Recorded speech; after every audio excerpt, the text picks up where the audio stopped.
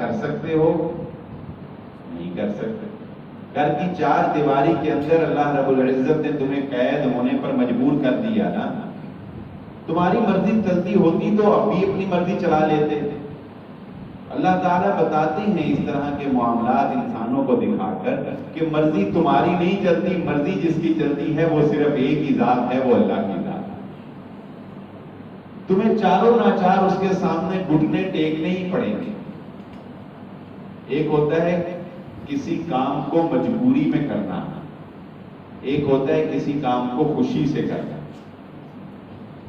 جو کام مجبوری میں کیا جاتا ہے کر تو انسان لیتا ہے لیکن اس کام کا مزہ نہیں آتا.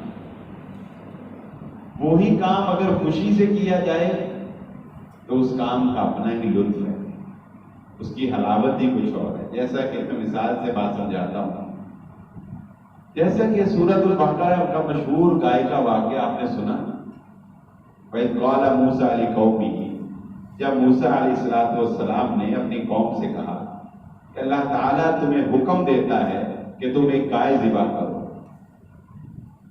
اب قوم کیا کہتی ہے؟ مَا لَوْنُهَا، اے موسیٰ اللہ تعالیٰ سے پوچھئے گائے کا رنگ کیسا ہو.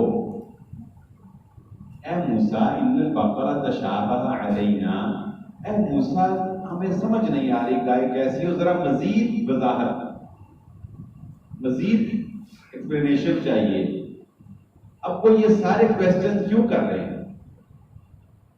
اللہ تعالیٰ فرماتے ہیں وہ یہ سارے سوال اس لیے بار بار، رنگ کیسا ہو، عمر کتنی ہو کیسی، چلتی ہو نہ چلتی ہو، کیا ہو، یہ ہو وہ ہو، وہ سارے سوالات کیوں کر رہے ہیں؟ اللہ تعالیٰ کہتے ہیں انہوں نے گائے ذبح تو کی، وما کادوا یفعلون، کرنا چاہتے نہیں. مرتے اور نہ کیا کرتے، اور مرتے اور کیا کرتے، پھنسے ہی اتنے برے ہوئے تھے کہ گائے ذبح کرنی پڑنی تھی.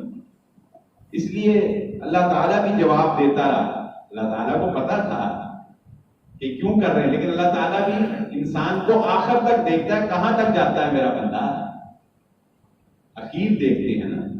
تو اللہ تعالیٰ نے بھی ان کا اینڈ پوائنٹ دیکھا کہ آخر دیکھتے ہیں کہاں تک ٹال مٹول کرتے ہیں، ہم بھی دیکھیں. بالآخر اللہ تعالیٰ کہتے ہیں کر دی، انہوں نے ذبح کرنا چاہتے نہیں تھے. اچھا اگر پہلی دفعہ حکم پر صرف اتنا حکم تھا گائے ذبح کر دو، اور صرف اس حکم پر گائے ذبح کر دی جاتی تو یہ تھی اطاعت الہی، یہ تھی خوشی. اب مجبوراً کی مزہ نہیں آیا. تو اللہ تعالیٰ کی اطاعت بھی انسان کو چاروں ناچار کرنی ہی پڑتی ہے. اللہ تعالیٰ کے حکم کے آگے گھٹنے ٹیکنے ہی پڑتے ہیں، اس کی قدرت کے آگے انسان کو لاجواب ہونا ہی پڑتا ہے. جو خوشی سے ہو جاتا ہے وہ اللہ کا ہو جاتا ہے، جو خوشی سے نہیں ہوتا اللہ تعالیٰ کو اس کے ہونے کی کوئی پرواہ نہیں. اب آپ دیکھ رہے ہوں گے وہ ویڈیو کلپس کہ جس میں پنڈت بھی کہہ رہے ہیں کہ لا الہ الا اللہ. یہ خوشی سے نہیں کہہ رہے، پھنسے ہوئے کہہ رہے. ان کا یہ لا الہ الا اللہ ان کو مسلمان نہیں بنا رہا. کسی پنڈت نے، ہندو نے مسلمان ہونے کا اعلان کیا؟ اس نے یہ نہیں کہا کہ میں مسلمان ہو کر کہتا ہوں لا الہ الا اللہ محمد رسول اللہ، یہ نہیں کہا. اس نے کہا ہاں میں مجبور ہی اتنا ہو گیا ہوں حالات کے پیش نظر کہ میں مانتا ہوں کہ طاقت اگر کوئی ہے تو وہ صرف اللہ ہے. اللہ کی طاقت کو مانا، اللہ نے اپنی طاقت کو منوایا، اپنی قدرت کو منوایا. تو جو انسان خوشنودی سے اللہ کی طاقت اور اللہ کی قدرت مان لیتا ہے وہی انسان اللہ رب العزت کا مقرب بندہ ہوتا ہے، اور وہی انسان مسلمان کہلاتا ہے.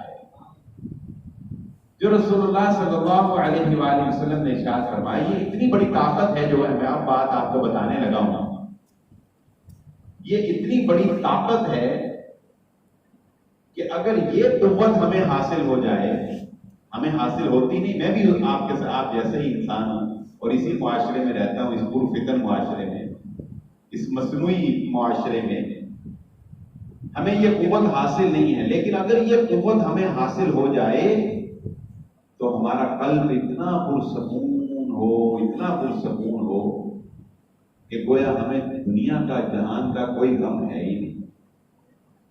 اور وہ کیا ہے؟ میں ایک مثال سے چلیے سمجھا دیتا ہوں.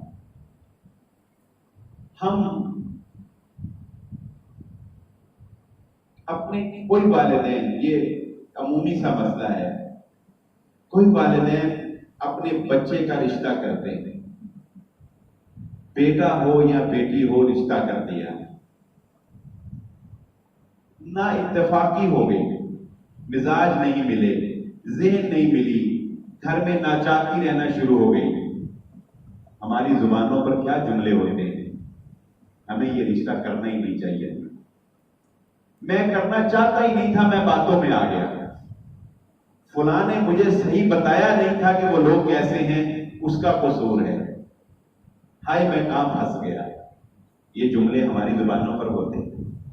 اور جس بیچارے نے اگر کروایا ہو تو اس کی شامت الگ ہے کہ تو نے ہمیں پھنسوا دیا.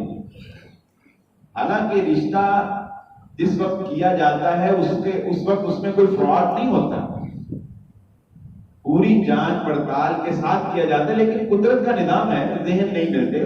بس اوقات ایسا ہوتا ہے ہمارے سامنے، چونکہ اس طرح کے بہت کیسز آتے ہیں، بس اوقات ایسا ہوتا ہے دونوں فریق اپنی جگہ اچھے ہوتے ہیں.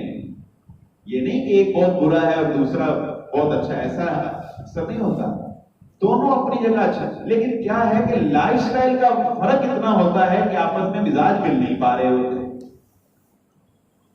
اچھا، ہم یہ جملے ہماری زبان زد عام ہیں، جبکہ رسول اللہ صلی اللہ علیہ وآلہ وسلم کیا تعلیمات دے رہے ہیں، اے بندے یہ نہ کہے میں کاش کے رشتہ نہ کرتا، میں کاش کے اس کی مان لیتا، مجھے فلاں خیال کیوں نہیں آیا، میں ایسے کر لیتا تو بچ جاتا، میں ایسے کر لیتا تو بچ جاتا. تیری کوئی اوقات نہیں ہے. قدر اللہ ما شاء فعل، جو اللہ نے چاہنا تھا وہ ہو کر رہنا تھا. اللہ نے تو کچھ کر سکتا ہے بتا؟ کارڈ کے اوپر لکھواتے ہیں رشتے آسمانوں پر بنتے ہیں، کارڈ کے اوپر لکھواتے ہیں رشتے آسمانوں پر بنتے ہیں، دنیا میں تو صرف انہیں تلاش کیا جاتا ہے. میرے اسی طرح دوست بیٹھے ہوئے تھے پراپرٹی کے کام سے وابستہ. ایسا اکثر ہوتا ہے. ایک دوست نے کہا کہ میں نے اپنا مکان، مجھے اب اماؤنٹ یاد نہیں ہے لیکن میں آپ کو مثال سے بات سمجھا دیتا ہوں. ایک دوست نے کہا کہ میں نے اپنا پلاٹ جو ہے، اپنا مکان گھر جو ہے وہ مثلا 60 لاکھ روپے کا فروخت کیا. وہ کہتے ہیں کہ جی میرے فروخت کرنے کے بعد جس نے خریدا اس نے تھوڑا سا ٹپ ٹاپ کر کے تو اسی پلاٹ کو 2 ماہ کے بعد 70 لاکھ یا 75 لاکھ روپے کا سیل کر دیا. بتائیں ایسے ہوتا ہے؟ ایک آدمی بیچتا ہے کم قیمت کا، چند مہینوں کے بعد یا بسا اوقات چند ہفتوں کے بعد وہی پلاٹ خریدنے والا اس سے کافی مہنگا بیچ دیتا ہے. تو ایک بندہ، ایک دوست اس میں کہنے لگا او یہ تو بڑا نقصان ہے. اس نے کہا یہ او جو ہے نا، یہ ایمان کی کمزوری ہے. یہ او کیا ہو، میرے نصیب میں 60 لاکھ تھا، میں 10 مہینے بھی ٹھہر جاتا، یہ 75 کا نہیں بکنا تھا، یہ 60 کا ہی بکنا. میرے نصیب میں 60 تھا، میں کیسے 2 ہفتے بعد 75 کا بیچ سکتا تھا؟ نہیں، یہ جس کے نصیب میں 75 لکھا تھا یہ اس نے ہی اتنے کا بیچنا تھا. بس یہ بات ہمیں سمجھ آ جائے نا کہ یہ اف اور اوور کرنے کی بجائے ہم یہ مان لیں کہ یہ اللہ کا فیصلہ تھا اور یہ ایسے ہی ہونا تھا، تو زندگی جو ہے وہ پرسکون ہو جائے اور اللہ تعالیٰ کی طاقت اور اللہ کی قدرت کا ہمیں اندازہ ہو جائے. یہ بات مرد مومن کو سمجھ لینی چاہیے کہ اللہ رب العزت کی طاقت، اللہ رب العزت کی قوت، اللہ کے فیصلے، اس پہ اپنے آپ کو راضی کرنا. غموں سے نجات کی ایک بڑی لمبی دعا رسول اللہ صلی اللہ علیہ وآلہ وسلم نے سکھائی ہے. میں اس کا ایک مختصر سا ٹکڑا آپ کے سامنے بیان کرتا ہوں. اللہم انی عبدک وابن عبدک وابن امتک ناصیتی بیدک ماض فی حکمک عدل فی قضاؤک. اے اللہ میں تیرا غلام ہوں، میرا باپ بھی تیرا غلام، میری ماں بھی تیری غلام، ہم جدی پشتی تیرے غلام، ہم اس غلامی کو قبول کرتے ہیں، ہم اس غلامی کو تسلیم کرتے ہیں. اللہ ہم مانتے ہیں ہماری پیشانی تیرے ہاتھ میں ہے، جب چاہے ہمیں پکڑ سکتا ہے. ہم مانتے ہیں کہ ہماری پیشانی تیرے ہاتھ میں ہے، تیری طاقت ہے، جب چاہے ہمیں پکڑ سکتا ہے. مَاضٍ فِيَّا حُکْمُکَ عَدْلٍ فِيَّا جَزَاؤُکَ. اور اے اللہ ہم اس بات کو مانتے ہیں کہ تو کبھی ہمارے ساتھ ظلم نہیں کر سکتا. ہماری ذات کے بارے میں تو جو بھی فیصلہ کرے گا ہم مانتے ہیں کہ وہ انصاف ہوگا، وہ عدل ہوگا، وہ ناانصافی نہیں ہو سکتی. رسول اللہ صلی اللہ علیہ وآلہ وسلم نے سورۃ الرعد میں آتا ہے لَهُ مُعَقِّبَاتٌ مِّن بَيْنِ يَدَيْهِ وَمِن خَلْفِهِ. انسان کے ساتھ ہر وقت 5 فرشتے ہوتے ہیں اور ایک جن. یہ ہر انسان کے ساتھ ہر وقت موجود ہوتے ہیں. جب ایک انسان پیدا ہوتا ہے تو شیطان اس کے ساتھ ایک جن مقرر کر دیتا ہے. وہ جن اس کو ہر وقت برائی کی طرف فیڈ کرتا رہتا ہے اس کے ذہن میں، اور اللہ تعالیٰ کی طرف سے ایک فرشتہ مقرر کر دیا جاتا ہے. وہ فرشتہ اس کو نیکی کا حکم دیتا ہے. 2 فرشتے مشہور کرامن کاتبین، ہمارے ایک دائیں ایک ہمارے بائیں، نیکیاں لکھنے والا بدی لکھنے والا، 3 ہو گئے. 2 فرشتے سورۃ الرعد میں اللہ فرماتے ہیں لَهُ مُعَقِّبَاتٌ مِّن بَيْنِ يَدَيْهِ وَمِن خَلْفِهِ.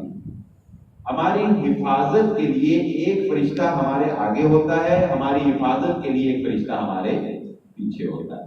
آپ نے دیکھا ہوگا اکثر ہوتا ہے، انسان کہتا ہے کہ میں گاڑی ڈرائیو کر رہا تھا، بس مجھے نہیں پتا لگا کیسے بریک لگ گئی اور میں بچ گیا. مجھے نہیں پتا لگا کہ میرا اسٹیئرنگ ادھر ہو گیا اور میں بچ گیا. اگر سیکنڈز کا فرق تھا ورنہ میں مر گیا.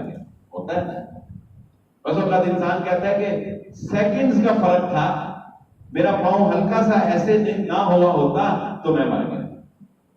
رسول اللہ صلی اللہ علیہ وسلم نے فرمایا، صحابہ ایسے بیٹھے ہوئے، نبی صلی اللہ علیہ وسلم نے فرمایا ہے میرے صحابہ، یہ جو ہلکا سا انسان گرتے لڑکھڑاتے بچ جاتا ہے نا، یہ اللہ تعالیٰ کے وہ فرشتے ہیں جو اس کو بچاتے ہیں.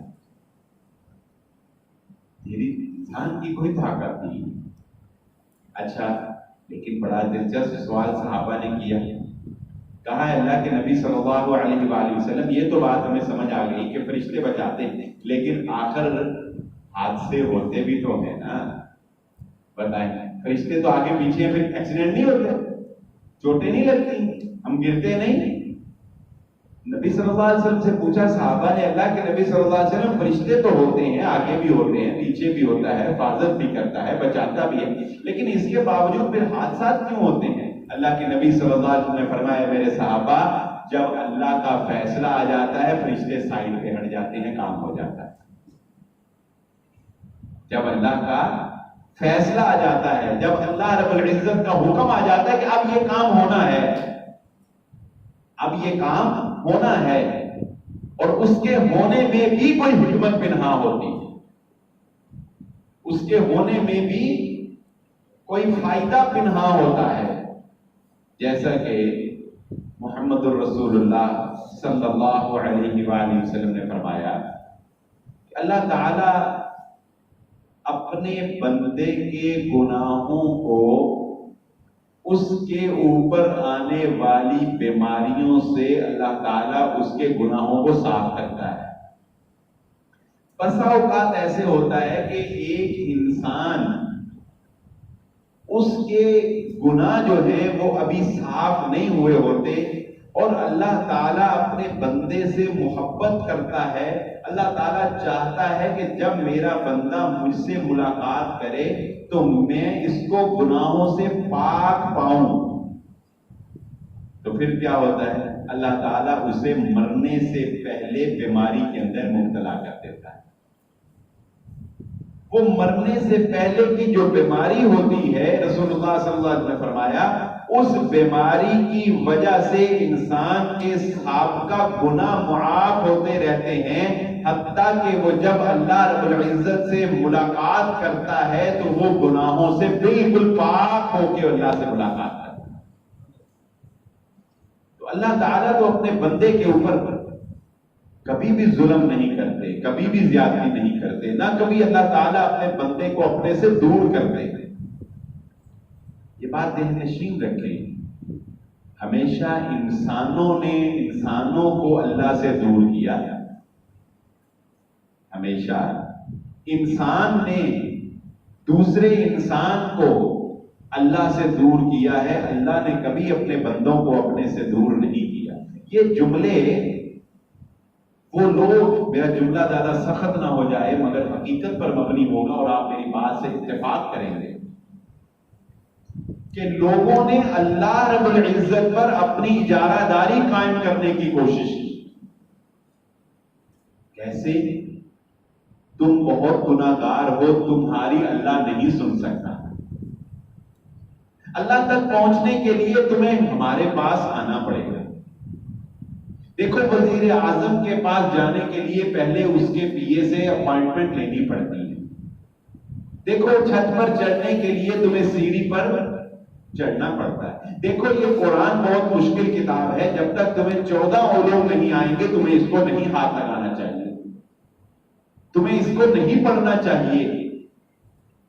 یہ 14 علوم سیکھو گے تو قرآن پڑھ سکتے ہو، مگر نہ پڑھنا اس کو پڑھو گے تو نعوذ باللہ گمراہ۔ یہ جملے ہمارے معاشرے میں کہے جاتے ہیں۔ کیوں کہے جاتے ہیں؟ اس لیے کہے جاتے ہیں کہ لوگوں کو اللہ کی غلامی سے نکال کر اپنی غلامی میں لینا۔ ہمارے پاس آؤ، نظر و نیاز کرو، چادریں چڑھاؤ، ہمارے اوپر خرچ کرو، ہمارے پاس آؤ، نماز پڑھنے کی ضرورت نہیں، روزہ رکھنے کی بھی ضرورت نہیں ہے، تم صرف ہمیں خوش کرتے رہو، آگے اگلے جہاں جا کر ہم تمہیں اللہ سے خود ہی بچا لیں۔ کوئی تکلیف آ جائے پھر ہمارے پاس دوڑے آؤ، اولاد چاہیے پھر ہمارے پاس دوڑے آؤ، کوئی اتار چڑھاؤ ہو گیا، تم پر کسی نے جادو ٹونا کر دیا ہے، لگتا ہے کہ کسی نے کوئی اثر کر دیا، پھر ہمارے پاس دوڑے آؤ۔ تو یہ وہ لوگ ہیں جو اپنے مفادات کی خاطر لوگوں کو اللہ سے دور کر رہے ہیں۔ اللہ تعالیٰ کیا کہتا ہے؟ اے میرے بندے، نحن اقرب الیہ من حبل الورید، ہمیں تیرے گناہوں کو ایک طرف رکھا، ہم نے تیری خطاؤں کو ایک طرف رکھا، تو کبھی ہمیں پکار کر تو دیکھ، ہم تیری رگے جان سے بھی زیادہ قریب ہیں۔ ہم تو اس کی بھی سن لیتے ہیں جو 99 قتل کر کے آتا ہے، ہم تو ہم اس کی نہیں سنتے جو بندوں کو ہم سے دور کرتا ہے، اس کی نہیں اللہ سنتا۔ میں اپنی بات کو مدلل کروں گا انشاءاللہ۔ رسول اللہ صلی اللہ علیہ وآلہ وسلم نے ارشاد فرمایا، صحیح مسلم کی روایت ہے، ایک آدمی دوسرے آدمی کے بارے میں کہتا ہے، اور تو اتنا گناہگار، اتنا برا انسان، کیا اللہ تجھے کبھی معاف نہیں کرے گا،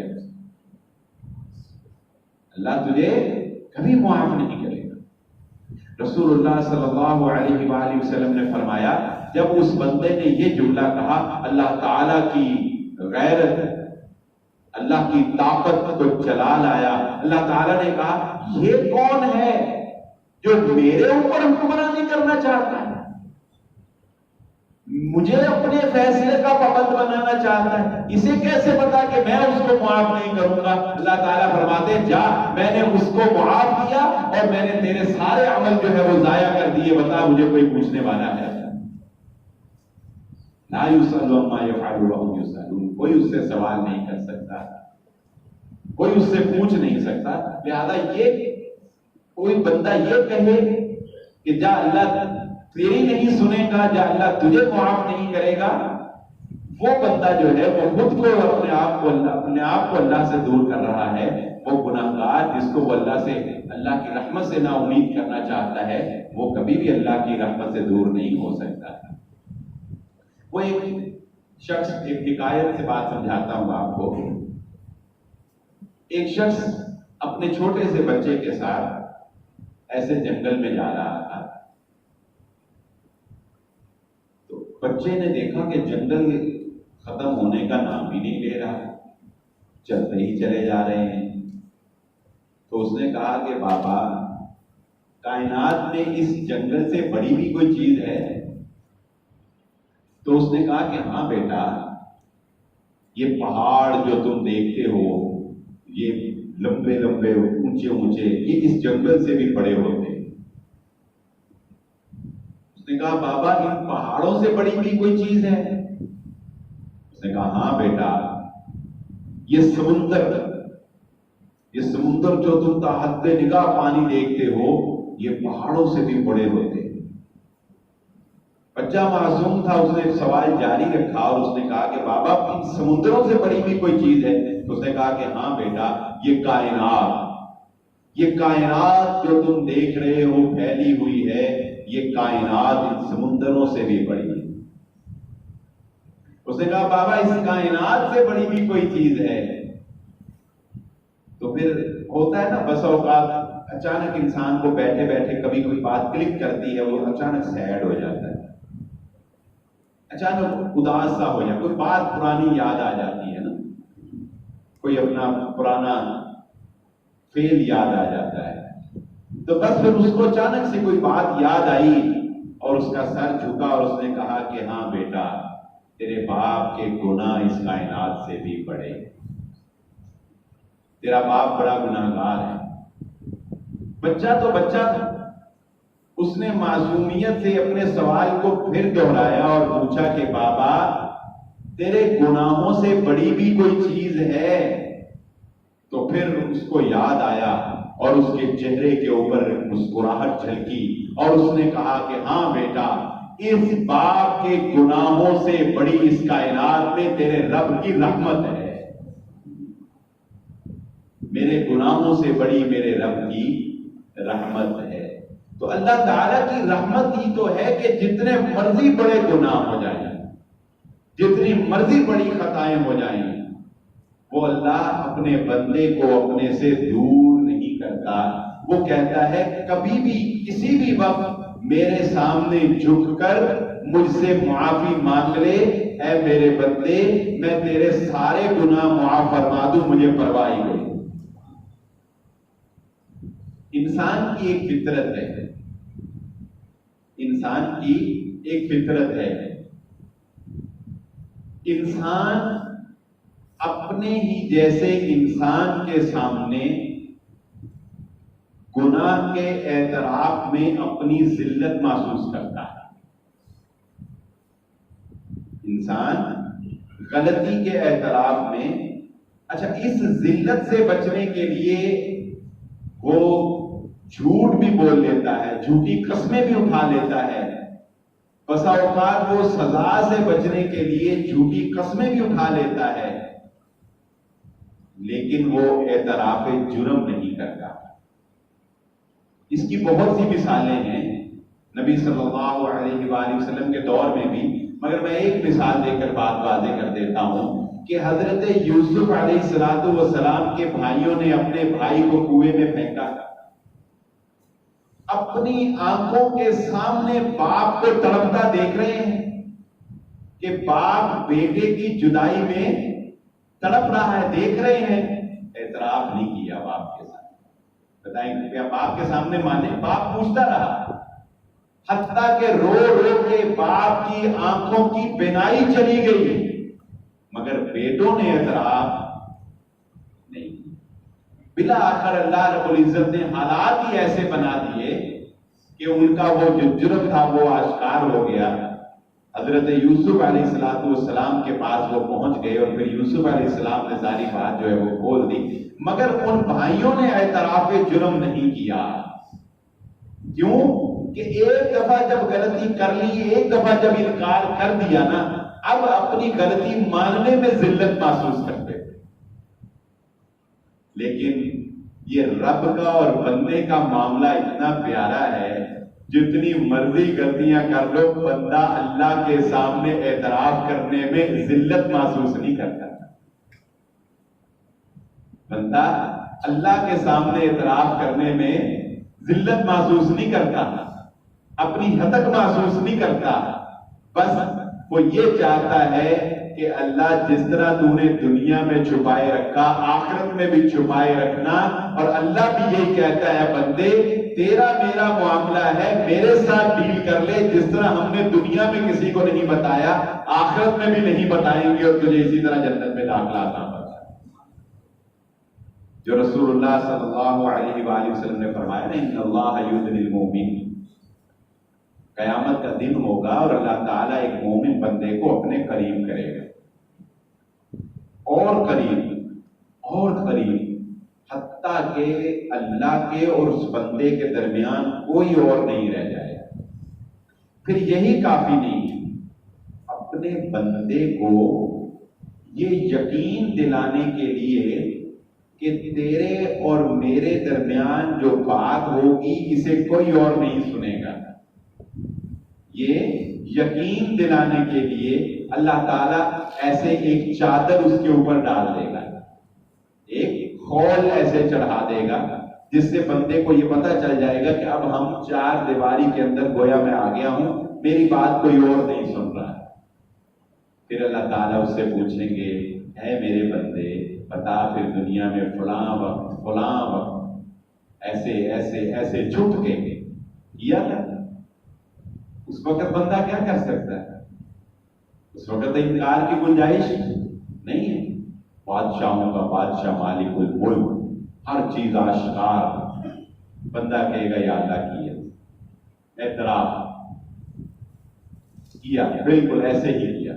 اللہ تعالیٰ کہیں گے اچھا ہے میرے بندے، چل تو نے کیے تو تھے، تو نے مان بھی لیا، یہ بتا تو نے کیے ہم نے کسی پر عیاں ہونے دیے؟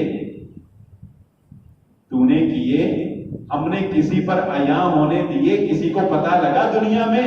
بندہ کہے گا یا اللہ نہیں، دنیا میں کسی کو تو نے پتہ نہیں لگنے دیا، ہاں میں نے کیے ضرور مگر میں جانتا ہوں یا تو جانتا ہے۔ اللہ تعالیٰ کہے گا چل پھر دنیا میں اگر ہم نے کسی کو نہیں بتایا تو آج بھی ہم کسی کو نہیں بتاتے، جا تجھے جنت میں داخلہ عطا فرمائے۔ یہ ہے اس کی رحمت، یہ ہے اس کا فضل، یہ ہے اس کا کرم جو وہ اپنے بندوں کے اوپر کرتا ہے۔ لیکن شرط تو بہرحال یہ طے پائی کہ بندہ خود کو اللہ کے قریب کرے، بندہ اللہ کے سامنے روئے، بندہ اللہ کے سامنے معافی مانگے، بندہ اللہ کے سامنے گر گڑائے، اور کچھ نہیں نا تو کم از کم اس دل میں ندامت بھی ہو جائے، اس دل میں شرمندگی، پشیمانی، کبھی شرمندگی سے یہ سر ایسے جھک ہی جائے۔ تکبر تو اکڑ کر بھی بھلا کبھی کسی کو معافی ملی ہے؟ اکڑ کر معافی نہیں ملتی، معافی تو ملتی ہے جھک کر، معافی تو ملتی ہے عاجزی کے ساتھ۔ میں آپ کو ایک مثال سے بات سمجھا دیتا ہوں کہ وہ اللہ، بلکہ دو مثالیں دے دیتا ہوں۔ وہ اللہ جب اپنے بندے کو معاف کرنے پہ آتا ہے تو یقین مانیے وہ صرف ندامت، صرف اس دل کو ہی دیکھ کر معاف کر دیتا ہے۔ وہ کہتا ہے میرے سامنے ہاتھ نہیں اٹھائے کوئی بات، آنسو نہیں بہائے کوئی بات، راتوں کو نہیں رویا کوئی بات نہیں، گھٹنے نہیں گرائے کوئی بات۔ موسیٰ علیہ السلام اپنی قوم کے ساتھ بارش مانگنے کے لیے نکلے، بارش نہیں ہو رہی تھی، تو اللہ تعالیٰ کی طرف بڑا ایک مشہور واقعہ ہے، اختصار سے سن لیجیے۔ تو اللہ تعالیٰ کی طرف سے اعلان ہوا کہ اے موسیٰ، اس پورے مجمع کے اندر ایک بندہ ایسا ہے وہ اتنا گناہ گار ہے کہ اس کی وجہ سے ہم بارش نازل نہیں کر رہے، اس کو کہو مجمع سے نکل جائے، ہم بارش نازل کر دیں۔ موسیٰ علیہ السلام نے اعلان کیا بھئی مجمع میں ایک گناہ گار جس نے دنیا کا کوئی چھوٹے سے چھوٹا بڑے سے بڑا گناہ نہیں چھوڑا نکل جائے۔ اب اس نے ایسے دائیں دیکھا، پھر اس نے ایسے بائیں دیکھا، اس نے آگے دیکھا، اس نے کہا کوئی نکلا ہی نہیں۔ اس کا مطلب ہے اس نے کہا میں ہی وہ سب سے بڑا۔ اب پوری قوم کے سامنے وہ مجمع سے نکلے تو بتائیں ذلت کا عالم کیا ہوگا، بتائیں اس کے بعد وہ قوم کو منہ دکھا سکے گا؟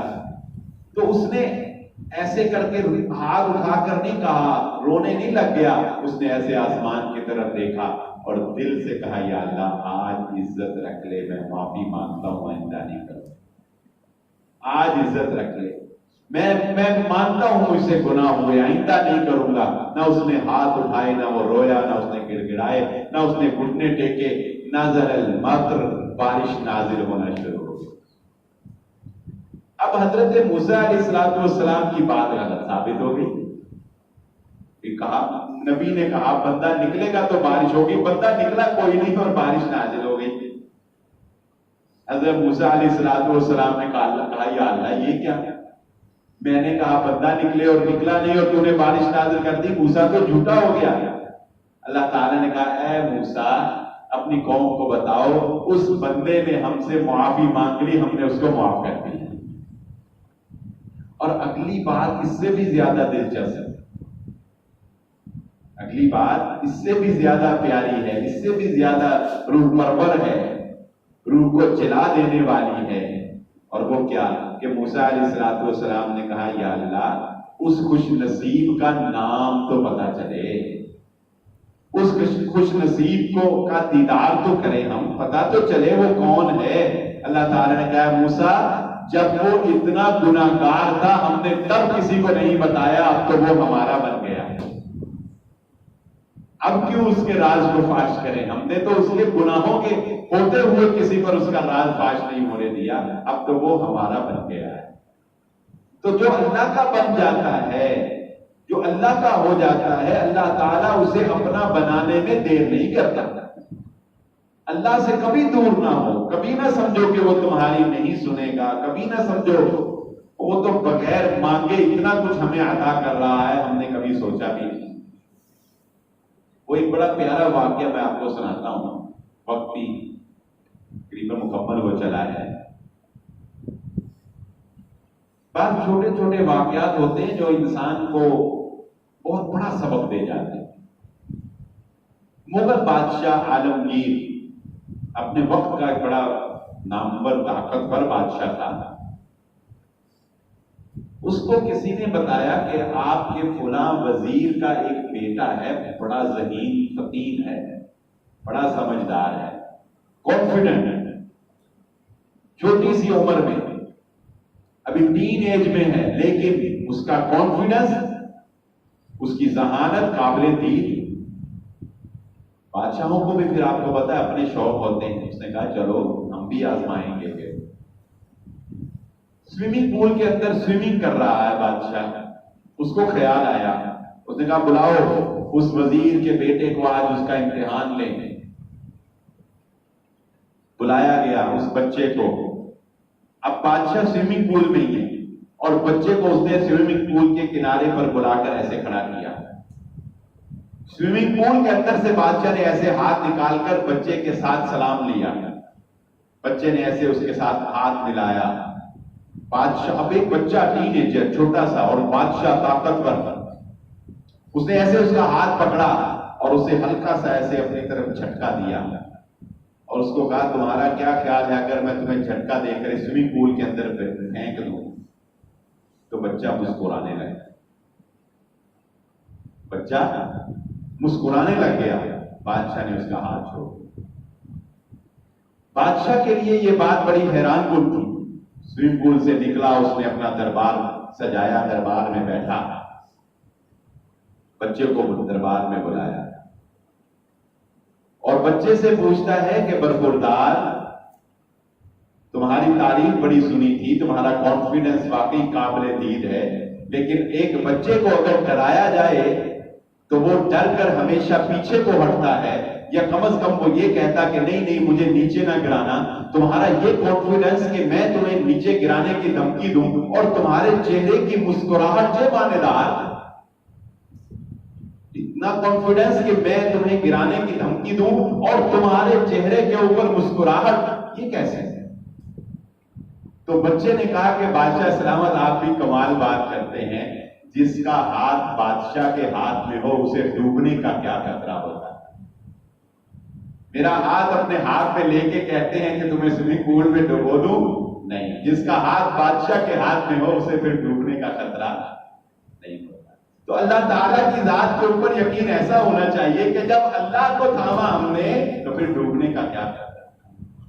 جب ہم اللہ کو مان لیں، جب ہم نے اللہ کی مان لی، جب ہم نے یہ تسلیم کر لیا ہمارا خالق مالک رازق فیصلے کرنے والا بگڑی بنانے والا ہماری زندگی کے ہر اتار چڑھاؤ کے اختیار کا مالک صرف اور صرف اللہ ہے، پھر ڈرنا کیسا، ڈوبنے سے کیسا؟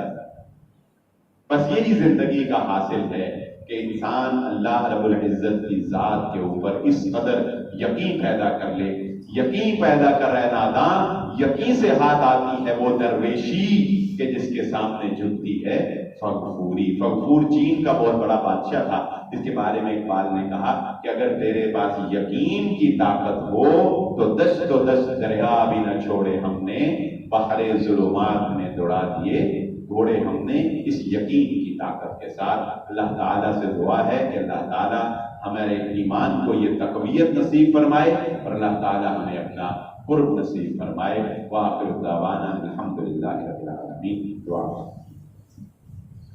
اللہم لک الحمد کما ینبغی لجلال وجہک ولعظیم سلطانک، اللہم صلی علی محمد وعلی آل محمد کما صلیت علی ابراہیم وعلی آل ابراہیم انک حمید مجید، اللہم بارک علی محمد وعلی آل محمد کما بارکت علی ابراہیم وعلی آل ابراہیم انک حمید مجید۔ ربنا آتنا فی الدنیا حسنة وفی الآخرة حسنة وقنا عذاب النار۔ ربنا ظلمنا أنفسنا وإن لم تغفر لنا وترحمنا لنكونن من الخاسرين۔ اللهم إنا نعوذ بك من عذاب القبر ومن عذاب النار ومن فتنة المسيح الدجال۔ اذهب البأس رب الناس واشف أنت الشافي لا شفاء إلا شفاؤك شفاء لا يغادر سقما۔ اللهم إنا نعوذ بك من عذاب القبر ومن عذاب النار ومن فتنة المسيح الدجال۔ اللهم إنا نعوذ بك من جهل البلاء ودرك الشقاء وسوء القضاء وشماتة الأعداء۔ اللهم اغفر للمسلمين والمسلمات والمؤمنين والمؤمنات الأحياء منهم والأموات۔ اللهم اكفنا بحلالك عن حرامك وأغننا بفضلك عمن سواك۔ یا اللہ جتنے بیمار ہیں تمام کو شفائے کاملہ عاجلہ نصیب فرما دے۔ اللہ جتنے فوت شدگان ہمارے آباء و اجداد دنیا سے جا چکے ان کی قبروں کو جنت کے باغیچوں میں سے ایک باغیچہ بنا دے۔ یا اللہ انسانیت کے اوپر رحم فرما، اے اللہ مسلمانوں کی حفاظت فرما، مسلمانوں کے اوپر رحم فرما۔ اے اللہ ہمیں ہر طرح کی آفات سے آزمائشوں سے محفوظ فرما۔ اے اللہ اس رمضان المبارک میں بہت کمیاں رہ گئیں، بہت کوتاہیاں رہ گئی، پھر بھی اپنے تئیں جو کوئی ٹوٹی کمزور عبادات کر سکے اے اللہ تو ہماری عبادات کو قبول و منظور فرما دے اور ہمیں جنت کا وارث بنا دے۔ اے اللہ ہمیں جنت میں داخلہ عطا فرما دے۔ اے اللہ قبر کے عذاب سے محفوظ فرما۔ اے اللہ اپنے حبیب محمد صلی اللہ علیہ وآلہ وسلم کی شفاعت سے بہرمند فرما۔ اے اللہ حوض کوثر پہ آپ سے پانی پینا نصیب فرما۔ اے اللہ قیامت کے روز اپنے عرش کے سایوں میں سے ایک سایہ نصیب فرما دے۔ اے اللہ دین کے ساتھ وابستہ لوگوں کی مدد فرما۔ اے اللہ دین کے ساتھ وابستہ لوگوں کی مدد فرما۔ اے اللہ اپنے دین کو غلبہ نصیب فرما۔ اے اللہ کائنات میں اور بالخصوص اس وقت معاشرے میں پھیلے ہوئے فتنوں سے ہمیں محفوظ فرما۔ اے اللہ دجال کے فتنے سے ہمیں محفوظ فرما۔ وطن عزیز پاکستان کی حفاظت فرما۔ وطن عزیز پاکستان کو امن کا گہوارہ بنا دے۔ اے اللہ ہمیں آپسی فساد، آپسی انتشار، آپسی نفرتوں سے محفوظ فرما۔ یا اللہ جو کوئی بھائی آپس میں ناراض ہیں دل تیرے اختیار میں ہے اللہ، ان کے دلوں کے اندر ایک دوسرے کے لیے محبتیں پیدا فرما۔ جو اپنے اولاد کے رشتوں کے بارے میں پریشان ہیں اللہ، ان کے لیے بہترین رشتے عطا فرما۔ جو اپنی بچیوں کے بارے میں پریشان ہیں اللہ، ان کی بیٹیوں کو ان کے گھروں میں سکھ چین نصیب فرما دے۔ اے اللہ بیٹیوں کے دکھ سے باپ کو محفوظ فرما۔